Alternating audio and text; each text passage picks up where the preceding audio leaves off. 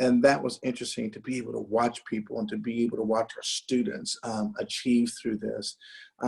And that was exciting to be able to see the changeover so quickly because we had to really respond. But the exciting thing is about we're starting the college careers. So family members, students, this is an opportunity. Um, no one's really ever done it this way before because this is brand new. As Colleen said, I was a dean of students for 10 years in Texas, and I was a vice president of a brand new university in Florida for 7 years before I took on the opportunity to start another brand new university in California, which was Cal State Channel Islands. And I was there for 16 years before I retired in December 17. Came out of retirement 3 months later because I was asked if I could help out at Sonoma. And I've been here now for 2+ years. So my career spans quite a few decades. But what's really interesting is that, as Colleen pointed out, we haven't seen this before. We have not seen this. We've seen a lot, but this is not one that we have seen. But what we have seen is tenacity. What we have seen are people who can overcome the odds. What we have seen are students and family members that have done unparalleled acts of kindness with one another. And I think this is the period that we're going in. We're kind of being tested, I suppose, but it is an opportunity for us and for our students to do something that is pretty outstanding. One of the things I think about as we go through this process is that our students that ended up their final semester or quarter in school, they ended up virtually. If we had a summer program, which we had some different kinds of summer programs, they were all done virtually. And be it orientation or be it our summer bridge program. And then we're going into our first year, at least the first semester, also being virtual.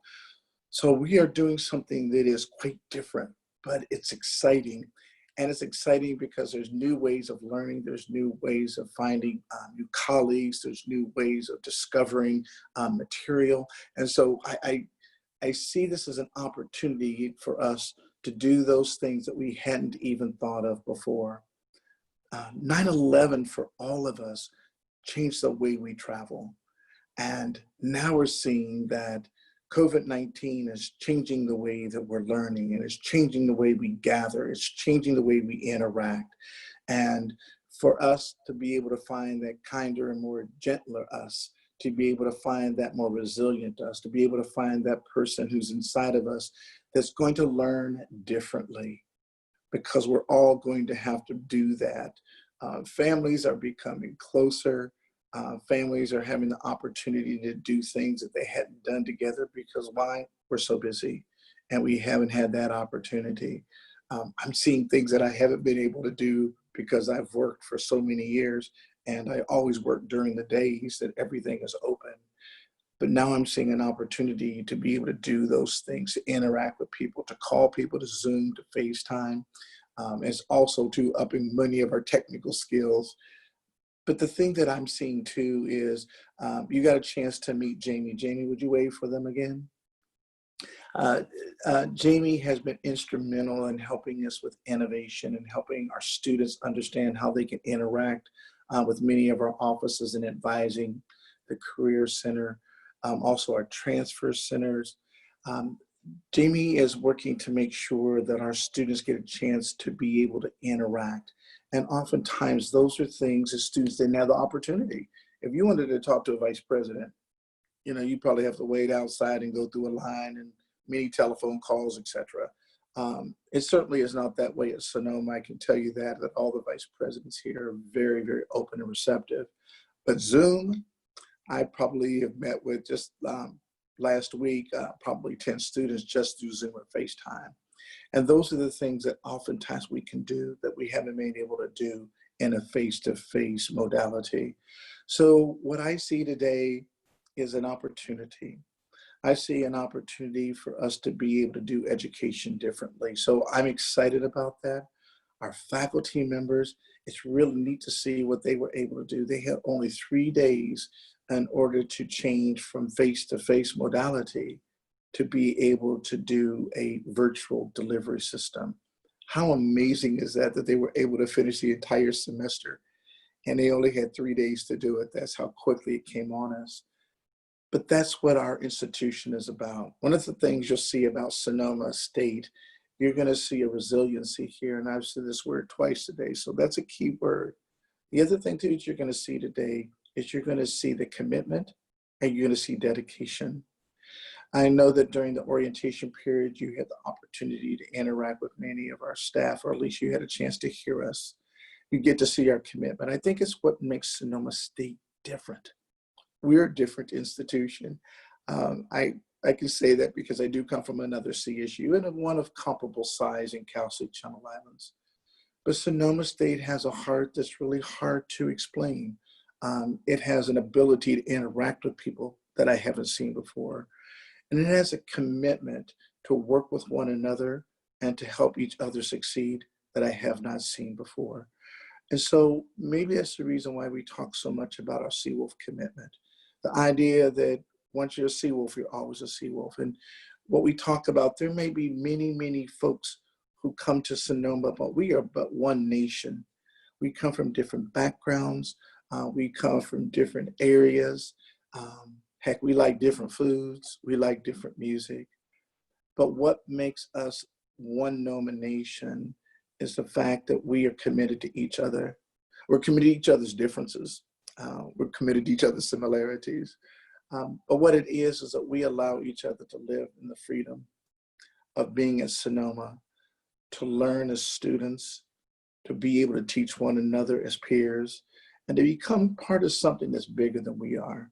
And that's why Sonoma State, I think, has such an incredible amount of tenacity and the ability for us to move forward because we do so together. And that's what I see that our institution can provide. When I went to school many, many years ago, I was a football player. And one of the things that I really appreciate that I see in Sonoma is the same kind of relationship that I had with those individuals that I played that sport with. There was a commitment, there was a drive, there was an understanding. We all worked together. And that's the feel that I have since I've been here 2+ years. So when you're working with Jamie and his staff, you're working with our faculty. If you happen to be involved in CASE, which is one of the areas also that falls within the student affairs portfolio, those are the things that we're hoping that as you get involved, just because you are virtual does not mean that, oh, I turn off my Zoom and I'm done. What we're hoping is that you will check in, and we'll be checking in with you. We want to make sure that for while we are in a virtual mode, that we have the opportunity to have these regular check-in meetings and get a chance to visit with one another. Indeed, it's different, but difference also can be very, very good.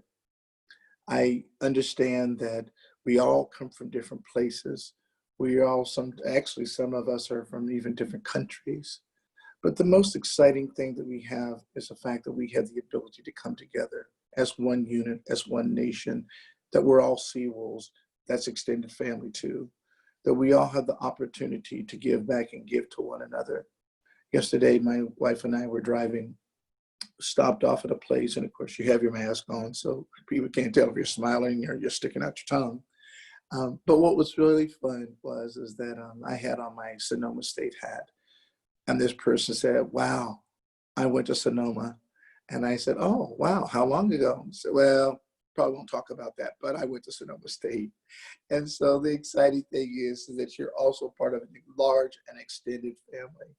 And although Sonoma is not the biggest CSU, I think we have the biggest heart. And so welcome to NOMA Nation. Welcome to our family. We're excited about the opportunity to interact with you. And we're hoping that your first semester will be absolutely outstanding. And at this time, I'm going to open up if there's any questions that you'd like to ask, or if you just like to interact. Because right now, as you look at your screen, if you put it on the modality of multiple figures, I see lots of snow people. So if you want to, you certainly can turn it off and we can certainly talk.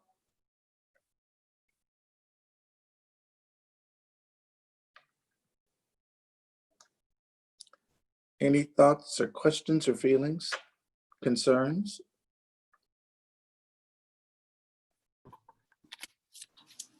everyone in this format. Oh, wonderful. Thank you for turning your camera on. Yes, you are able to turn your camera on. So there's two different types of Zoom presentations. This can be a webinar or a meeting. So as a meeting, you have control over your camera and your microphone as well. I see some are joining us from a phone, so it might be a little trickier to do. So if you'd like to, feel free to type in the chat if you're able, or if you don't want to turn your camera on. You haven't gotten camera ready this morning. I know that my house is a little bit more chaotic than some. I'm going to be just a voice this morning, but please let us know how we might best answer your questions. And Susan, thank you for joining us. Hi, I just wanted to congratulate you all for the orientation modules that you've already done. I sat in and watched one, several of them back to back with my daughter. And Jamie, I saw you and meeting the counselors, and they seemed really great and under the circumstances full of enthusiasm and made my daughter Sophia feel at ease. So we actually did drive up from Pacifica through the campus right as the shutdown was happening, even there was nothing open, but it's a beautiful place and it's great to see the people that are going to be filling it at some point. Well, Susan, let me say thank you first of all. The orientation program, I have to tell you, they were absolutely incredible. So I'm so glad you said that. You know, so many of us throughout the country, universities and colleges alike, we all had to start figuring out a new modality. We had to figure out, how do we do this and how do we get it going? And to see the enthusiasm that you spoke to, that was so exciting for me to see. It was exciting to see our faculty and some of our other administrators. And that was genuine. And so if nothing else, I'm so glad you had a chance to see that. And I'm so glad that your daughter had the opportunity to feel that same kind of feel, because that's what I see with my team. You know, I talk to them once a week and you see it all the time. So I do appreciate you saying that. Thank you. And I bought my nomination hat. All right. It's great. I have my athletic shirt on today, my nomination athletics. Any other thoughts or comments?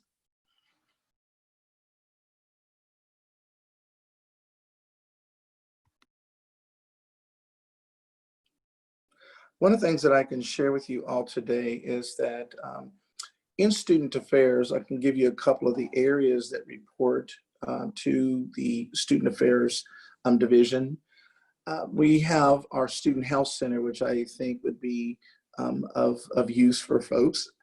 One of the things that we will be doing is I still will have partial staff on campus. So I still will have at least 2 of our MDs that will be on campus, and nurse practitioners, as well as we will have a pharmacist.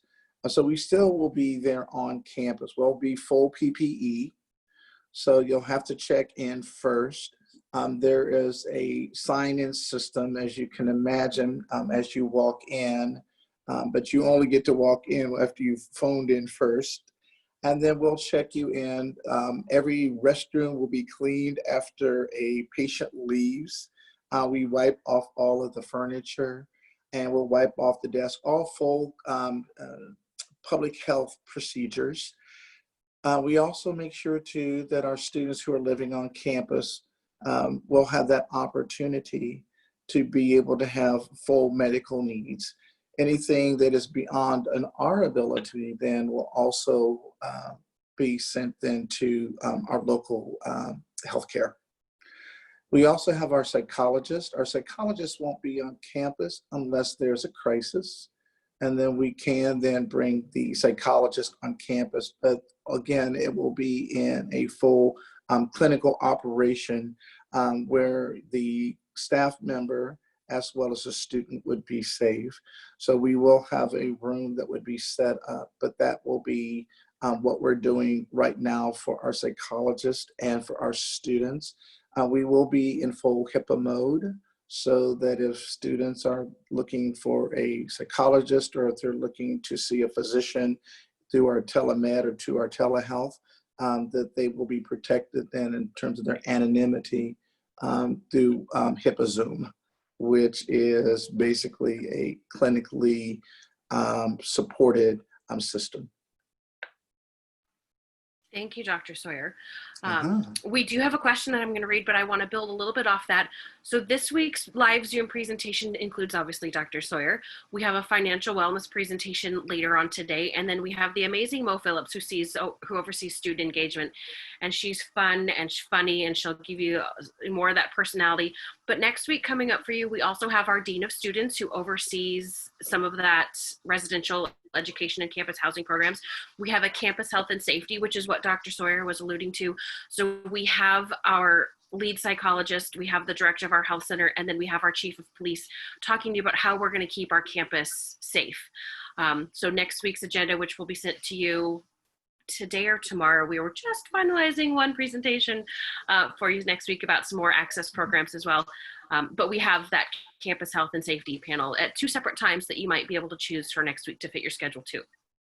And then we do have a question from Christy asking, do you have plans to have freshmen on campus in the spring? Yes, we do.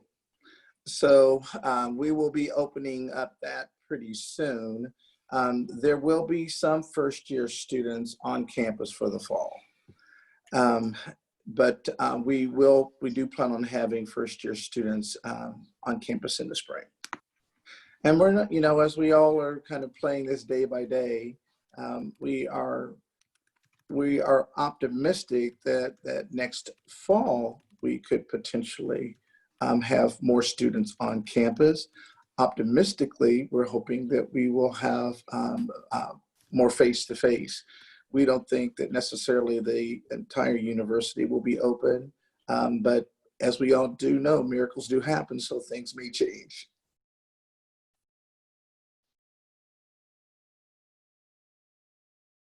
Thank you, Dr. Sawyer.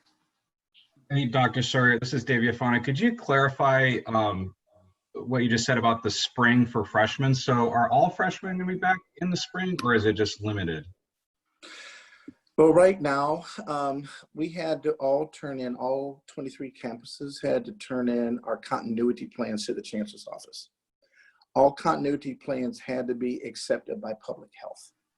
So before we could even send it to the chancellor's office, we had to get this buy-in from public health. In keeping up with Sonoma County, you may have seen this, Sonoma County has been a tad bit stricter or more strict than possibly other counties. I don't see that as a bad thing. That's just simply, it has been more strict. So in answer to the question, right now we have allotted 1,325. So 1,325 spaces have been allotted. Those spaces are for a single bed, a single bath with a kitchen. And those are the space that we have allotted. We also have then space allotted, which is not in that 1,325, to also be that should we have then a breakout, that we certainly can put students in another area where they could actually be quarantined. So that's not in those numbers. What makes us a little bit different is we're not a typical dorm. We look a lot like apartments. And so we're able to use that space and those bathrooms that way, and the kitchenettes, we're able to use them in a way that we can separate these students. But at the time, should we have a person that tested, if they should test positive, we can actually have them quarantined. So in 1,325 are the number that we can actually have on campus that the chancellor's office has approved us for. And then if we happen to have more first-year students, we certainly will make sure that we look at all the students. We do have a percentage that we have been utilizing for upper class persons, because we wanted to make sure too that those are the people who were returning. And some of our transfers are coming out of the area.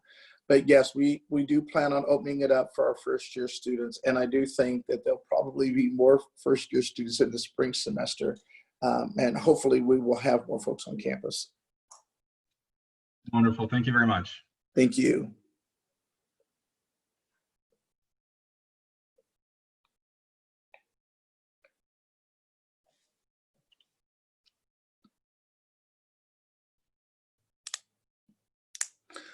One of the things too that you'll get a chance to hear, as Colleen pointed out, our Dean of Students, Dr. Ryan Jason Henney, will be with you. And Ryan is actually over both campus housing as well as student life, the student engagement programs. He's also over student conduct. Interesting when I think about student conduct, because I'm thinking there are not that many people on campus. And if you're living at home, your Dean of Students are your parents. So, you know, it'll be a little bit different than what we normally would have in the campus environment. But the students that are on campus, we are providing opportunities for them to engage. So we will be, as you can imagine, we will certainly have programs that are set up with safe spatial relationships. On our campus, they will be required to wear masks. We want to make sure that we can contain anything on our campus, so we're not sending anyone back home to you that's not in the same physical condition that you sent them to us. So we want to make sure that we keep everyone safe, and we want to make sure too that we keep it fun and have the students who are on campus interact with one another. So Dr. Henney will be able to speak to you in terms of the things that we have planned in the fall for those individuals who may be staying on campus. One of the things for students who have not learned to cook yet, the person who is responsible for culinary services, she will be putting on videos to be able to show folks how to do at least some way of cooking some food that they'll be able to at least keep a couple pounds on them. You know, there used to be the joke, many of you probably know this one, but they used to talk about the freshman 15, whether or not that was good, bad, or indifferent. It was a commentary that our first year in school, we always tended to gain a little bit of weight. I have to say, as a football player, I was happy to gain that 15. So that was good. I'm not so happy now that I've been in the house and I've gained 15. That's probably, you know, I think there's a pants bandit, because the pants that I used to wear don't fit me. And I'm thinking that somebody came in the middle of the night and took mine and replaced it with these smaller pants. So we have a lot more too that we offer on campus. We also have our disability services for our students to be able to assist our students that also have had the opportunity in high school, if they were in a position where they felt as though that they were having an inability to continue to keep up with the work. We're set up, and you'll get a chance to meet also Dr. Brent Boyer, who will be able to assist you as well as your students in any of those needs that you may have.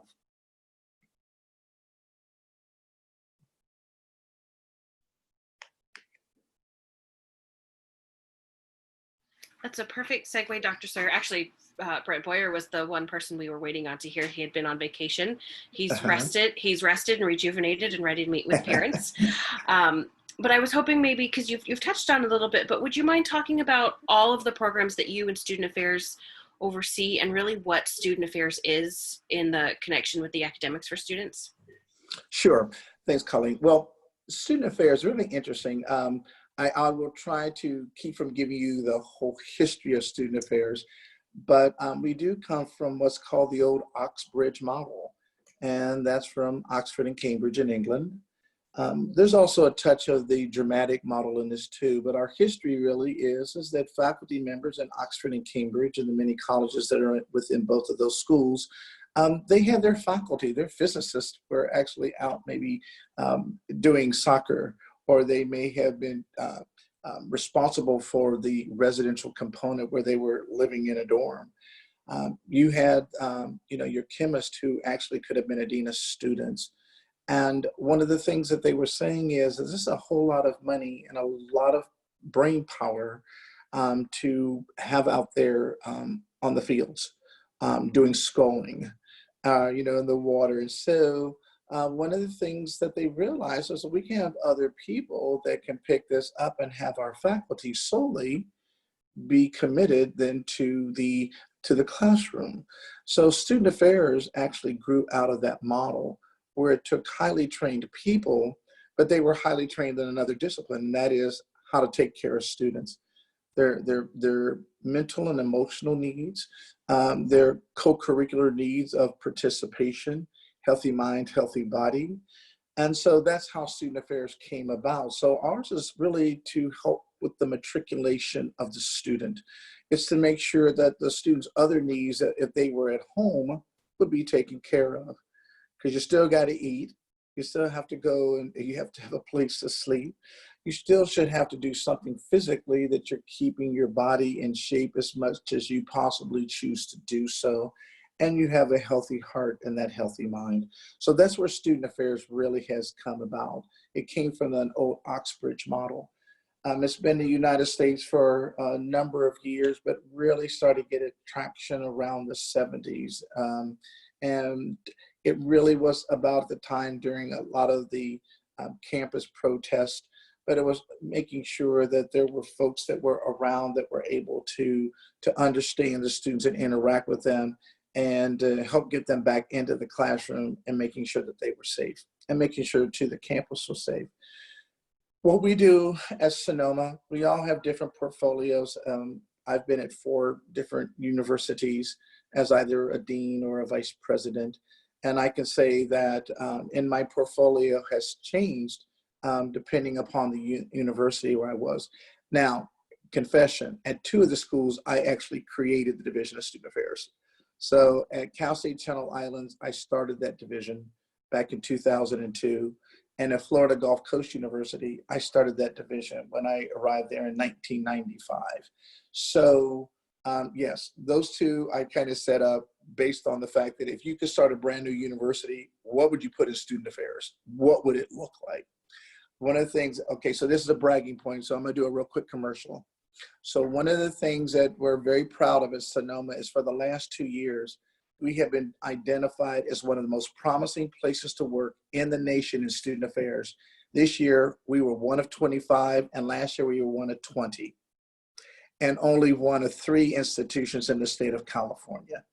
So we're very proud of the work we're doing. So I go back to Susan and said, ooh, I saw that. I felt it. Susan, they did too, at this place called ACPA and Diverse Magazine, who are the ones that award you. They saw it for 2 years in a row. So I really appreciate, again, you saying that. Other things that fall under student affairs, we're very much, you know, kind of a hybrid model, because when, I know when I first arrived, and we have student affairs people that have obviously predate me, but one of the things that I saw in our student affairs division was a willingness to help students. It just was not organized at the time. So when President Sakaki came in 4 years ago, she actually was a vice president for student affairs. President Sakaki and I served together when I was at Channel Islands and she was at Fresno, and she was a vice president of Fresno State for student affairs. So she already has that student affairs mentality of making sure that students are student-centered and student-focused. So in our area, as we start putting things together, I basically pulled the team together and said, okay, we're gonna disaggregate student affairs. And we did. We pulled it apart, and I put the team together in a 2-day retreat and said, now let's put it back together. And let's put it back together how it makes sense, and it makes sense for students. I don't care where it reported before, you don't own it. I wanna see what makes sense for students. This process needs to be one that they can walk through it and feel part of it. And so we did. We sat there for 2 days, and things where we couldn't figure out, we put them in the proverbial parking lot, as we called it, because we didn't want to just put something somewhere because that's where it had been before at another institution. No, Sonoma's different. Let's figure out how we work it for our students. And so for those 2 days, then we worked this model. When we came out, everyone was feeling pretty good about where they were. And although some folks were completely in different areas, but they felt good about it. And it was exciting because they started understanding what it was to be in a student affairs division that started to make sense. And also the thing I will say about that before I move on to where we actually landed, about a month later, about 2 months later, I had student leadership go through, and they evaluated the same model. I brought the student leadership in and said, tell me what you think. And I told them about the process. And the student leaders then, who had been there, got to see, okay, yes, this is good. This may need some changing, etc. But the students then had a chance to evaluate the model. And then one of the things that I did was I brought in 2 former vice presidents at Sonoma who were in the same field, student affairs, both retirees like me, one who was at Berkeley and the other one who was at Santa Barbara, UC Santa Barbara. And I brought them in for a full day to evaluate this model. I said, tell me what you think. And we went through that model for about 6 hours.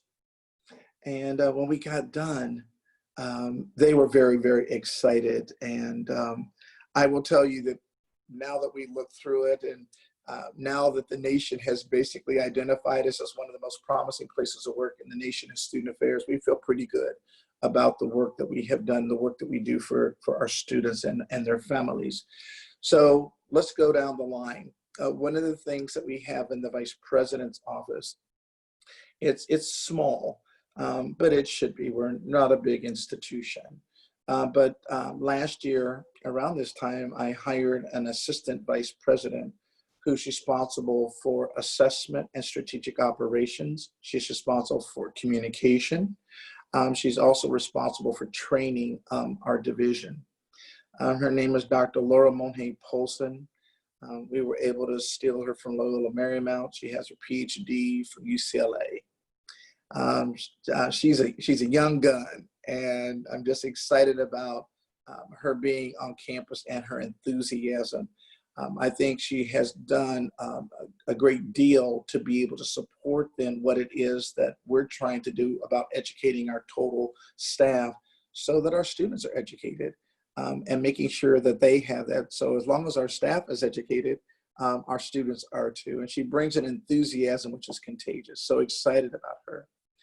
Most recently, one of our colleagues that has worked with us for, I think he's been on campus 21 years, Dr. Gerald Jones. Dr. Jones also is a JD, and he's had his Juris Doctorate, I believe, for almost 2 years now. His son just received his PhD in etymology from UC Davis, and his other son received his law degree a year ago from Santa Clara. So this is a person who's used to motivating young people to achieve at the highest levels. So we're excited about having Dr. Jones, and Dr. Jones also has accepted an interim position to help us out as the assistant vice president for student affairs. So he's an interim, and he's over our programs called CASE. And CASE is our center for academic access and student enrichment. And that program has our Guardians program, which is our foster youth, our EOP program, which is our educational opportunity programs, 2 national trio programs that come from out of DC, out of the Department of Education. One is called United for Success, and the other one is our Multilinguals program. And both of those programs are basically for students who are in our lunch programs. Normally our students who are considered from an underserved, underrepresented background. And Dr. Jones is over both of those. And for those who know the TRIO programs, they both are what are called the SSS program, or Student Support Services. We also have within the CASE area I spoke to a little bit earlier, very briefly, but disability services for students. By the way, Brent Boyer, who I just mentioned, last year won the Disability Administrator of the Year. So that also tells you about the quality of the individuals that we have on campus. Brent is absolutely amazing. And I have to say, honestly, I don't even remember how long Brent has been with us. But during the acknowledgement ceremony that we had, he had actually a couple of his colleagues who are also directors came in to his ceremony because they were so excited that Brent had been recognized for this.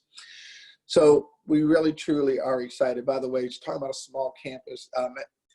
And I said that we're really committed and we're supportive. Our president saw us walking over to Brent's office because I just gotten the announcement in my office like 5 minutes prior to that. So we got balloons and everything, and we were headed over to Brent's office because he was having his staff meeting. We thought, no better way to embarrass him than to do it during his staff meeting. And so we all had balloons. The president sees us. The president says, I want a balloon. So the president got her balloon, and we walked over and congratulated Brent with the president of the university right there. So that really shows you that may not happen in a mega institution, but it definitely happens at an institution that has a mega heart. And I think that that's who we are. So that's our DSS area. We also have Jamie's area, and Jamie and his folks have really been absolutely spectacular. You know, one of the areas that's most important on any college campus is academic advising. It will make all the difference in the world of sometimes if you get out in the 4 years. Sometimes it helps if you're getting out in more. But what Jamie's folks do is that they do holistic advising. So it's not just about the classroom. Jamie could tell you, and the team could tell you, it really is about the student understanding their pacing, understand how important 15 units is to take, understanding that with that advisor, that person is also there to assist them through other things that they just don't know about campus and help them to work through those difficulties. Sometimes people just tend to want to use them for the generic, you know, this is academic advising. But I will tell you, probably about 95% of students get into something else and tell you why they can't take this class, what just happened at home, what just happened with their dog, what just happened with their roommate, girlfriend, boyfriend, and they get into all that. Now we're able to have a real conversation in terms of what do you need to do next? And so our academic advising has absolutely been incredible on campus. And it's one of the areas I will tell you that where I've been in the past, parking and advising and food are the three areas that people always talk about. The only thing I hear here is about parking. So, and that's not even an issue this semester. So park wherever you want. So I have to give you, Jamie, your team kudos. Just very, very exciting. Colleen, Mahoney, and Veronica, they just do a phenomenal job in delivering this incredible NOMA Nation orientation. On ground, they were at face-to-face, spot on. It's just exciting to watch them get up. Colleen's enthusiasm, she's like this. I mean, when she's getting coffee, I mean, you know, she's the same enthusiastic person when she's doing that. So it's fun to be around people like that because that kind of enthusiasm is contagious. And sometimes we don't all have that. But boy, Colleen does. And what it does, that's the perfect personality to be in a role that welcomes you to a new environment and to say, you know what, you're part of the team, come on in here. And that's exciting. And I know that as parents, this is the first time that maybe this particular student has gone away, gone off. You may have had others, but just to know that you've got a person like Colleen that's going to be there and is going to support, you felt we got this, no biggie, we got this, because I can call Colleen anytime. So it's exciting to know that, and I know that I've always had a better day when I run into Colleen, and we are in the same suite together. And so if there's that chance that because I'm often in meetings all day, but when I get a chance and I see Colleen over there by our kitchen in the office, it sure is fun to see her. So Colleen, thank you. Thank you, Dr. Sawyer. Gosh. Well, you know that I stopped by. Well, I just stop by sometimes, if you know, and knock on your door just so I can see the smile. Then I can go back and deal with the ugly that I have to deal with sometimes during the day. And that's called budget when you have none. Yeah. But we make it work. We got. Oh no! It's what we all do. It's the smiles are what get us through the day. Exactly. So thank you for that. Thank you. Just always appreciate your positive attitude. We also have in Jamie's area our transfer program. And one of the things that I will also mention is that our transfer program last year was recognized by Money Magazine in the top 15, actually we were 12 in terms of transfer. Now Money Magazine had us down because it's how we transfer students. So it's the matriculation, it's the graduation, and Money Magazine is more concerned with, did you get a job? So are you then employed? And so we are known for our students coming in terms of our transfer programs, coming to Sonoma, matriculating in a timely fashion, and then going out and being gainfully employed and recognized by Money Magazine, pretty big deal, as being in the top 12. So exciting about that. And again, congratulations. Another program that I'm very, very excited about is our within Jamie's shop is also our MVP program, our military and veterans program. And the exciting thing is it's also, of course, military families. The exciting thing about this program too is when I first arrived, we were 23 out of 23. So in essence, we had the least amount of services provided for our veterans and the family members. And I happen to know the person who was over that program in the chancellor's office pretty well, because we had most recently hosted that same program before I retired at Channel Islands. And so we had all 23 campuses on our campus.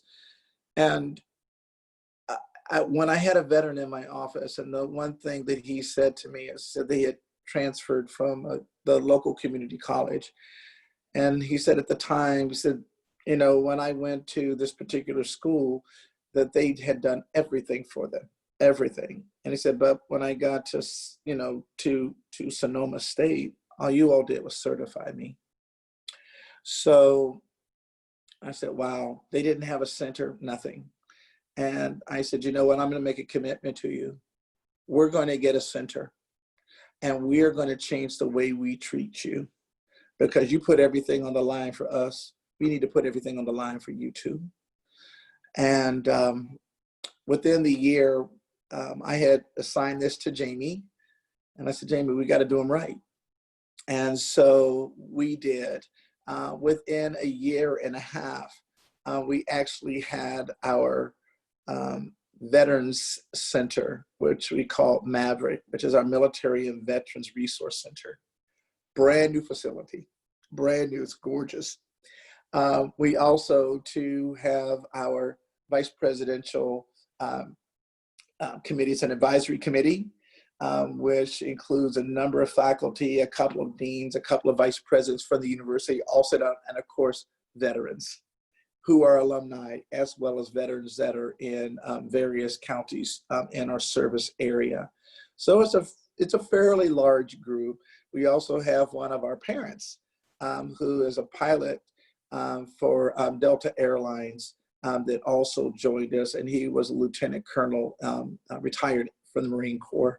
So this now is the Vice President's Advisory Council.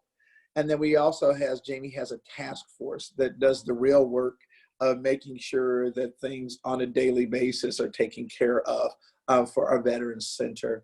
So we are extremely proud of our brand new center and the attention that is being given to us. And a special shout out to Kayla Shivers. Kayla runs this center, and so does Alvin Newen, who is over the area, over the program. But I'll have to say that Kayla has been unbelievable. The last thing that I am so proud of that they have done, they actually came up with a medallion. They had it cast with all branches of the military on it. So any person that graduates who is a veteran or a family member will ends up getting their medallion. And they had a medallion ceremony our first year. And so how exciting it is to go from zero literally to something that really meant, and it was heartfelt. So again, mucho plugs for that amazing program. We also have too, within our area, there's multiple pieces that we have throughout. And I'm going to move on, and Jamie, anything that I've forgotten, if you all will also help pick up.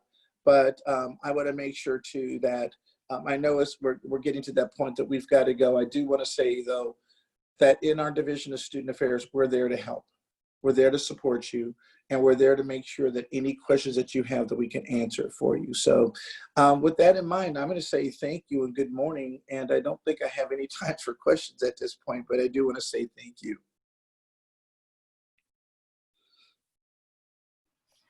Well, Dr. Sawyer, thank you so, so much. And folks, if you're with us and you do have questions, if you come up with them later, you're watching this video later that will be posted to the parent orientation guest portal that you would have all created. We will be posting this video later and you think, gosh, I wish I would have asked this. Veronica and myself are here to answer any questions. Dr. Sawyer is here, Jamie's here. We all really are here, and we do answer our own email. Very timely, in fact, at any given time. So if you're processing later and you come up with something, rest assured that we will be able to answer your question and we will get to you, because you are what is important. And I think in this very unique environment that we are in, I truly want to reassure you that we are all in it together and we are figuring out our ways and our path, but the student and your families and your support for that student is at the center of all that we do. So I want to thank you again for joining us this morning, and I want to thank you for trusting us to be part of our Seawolf community, both virtual and when we arrive back on campus. And I, frankly, as the Orientation and Family Programs Coordinator, I feel the energy from you and your students.